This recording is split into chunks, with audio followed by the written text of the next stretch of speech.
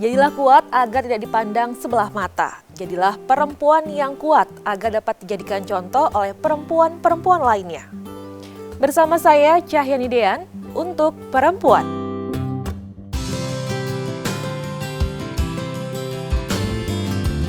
Indonesia memiliki banyak warisan budaya yang sudah terkenal hingga berbagai penjuru dunia. Salah satu warisan budaya tadi adalah beragamnya kain tradisional Indonesia. Saat ini ada sekitar 33 kain tradisional yang ditetapkan sebagai warisan budaya tak benda oleh Kementerian Pendidikan dan Kebudayaan Republik Indonesia. Kain Nusantara kini muncul lebih kekinian. Penggunaannya pun bisa dipakai untuk aktivitas harian. Kain Nusantara ini tampil lebih chic, stylish, dan modis dengan tetap memperhatikan karakter kebudayaan asli Indonesia. Jadi sebenarnya ini sih batik multifunctional ya kalau menurut aku.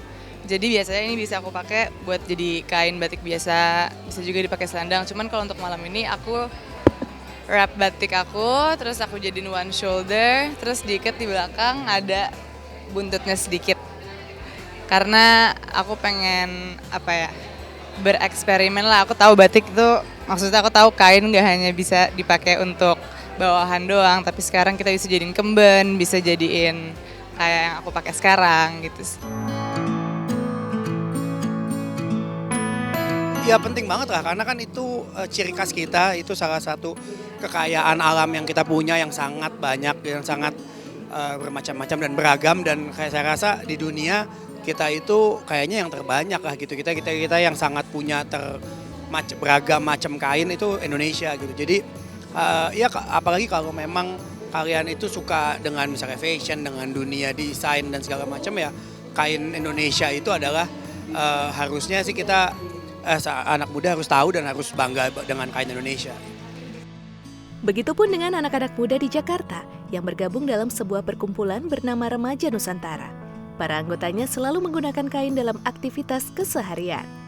Jadi sebenarnya berawal dari kampanye Suara Gembira ya, di mana Suara Gembira adalah gerakan yang saya bangun gitu, di mana itu berisi anak muda-mudi yang memperjuangkan seni budaya Indonesia.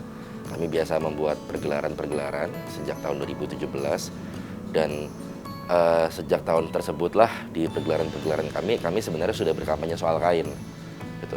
Kami beri contoh dari mulai pementas kami, seluruh penyanyi-penyanyinya, pemain bandnya tuh semuanya berkain. Hingga bahkan awak-awak atau kru kita bisa sebutnya gitu. Panitia-panitia pun kita seragamkan dengan berkain gitu. Suara Gembira memperkenalkan gaya berkain kekinian dengan membuat konten rombak gaya di channel YouTube mereka. Hingga akhirnya kita berjumpa dengan pandemi ini gitu. Kami kan nggak bisa bikin pergelaran gitu. Akhirnya kita beralih fungsi, atau lebih tepatnya kita mengalokasikan medium perjuangan kita, dunia perjuangan kita ke dunia daring gitu. Nah, akhirnya kita bikin konten-konten, dan Remaja Nusantara itu diciptakan sebagai, mungkin kita sebutnya anak dari Suara Gembira kali ya gitu, atau saudari kecilnya Suara Gembira gitu, untuk wadahnya mungkin teman-teman yang sudah terinfluence kalau bahasa Inggrisnya gitu, atau turut akhirnya menggemari, turut menggandrungi busana berkain ini, ingin mengekspresikan dirinya gitu, kita kumpulkan dalam satu wadah namanya Remaja Nusantara. Gerakan berkain menjadi ramai dibicarakan, bukan hanya para perempuan tetapi juga para lelaki. Mereka melangkah ringan menunjukkan jika memakai kain dalam kegiatan sehari-hari bukanlah hal yang merepotkan, apalagi ketinggalan zaman.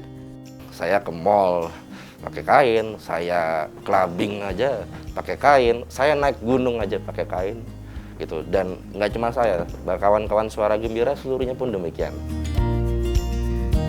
Kalau aku tuh terakhir ya, aku hitungin tuh kayaknya ada 50-70 kain deh di rumah itu, dan menambah setiap bulannya, baru aja beli lagi tadi. Tapi aku rasa seiring dengan waktu kita sudah terbiasa dan kita tahu variasi-variasi dalam ikat-mengikat seni drapery-nya itu udah jadi dasar yang penting sih untuk kita mencintai, karena emang ada candunya gitu, kita addicted untuk berkain, sama seperti kita kecanduan untuk memadu-madankan pakaian aja yang kita beli setiap hari di toko-toko retail busana gitu. Tren berkain bersama membuat orang-orang menormalisasi penggunaan kain dalam kehidupan sehari-hari sebagai bagian dari kecintaan berbudaya Indonesia.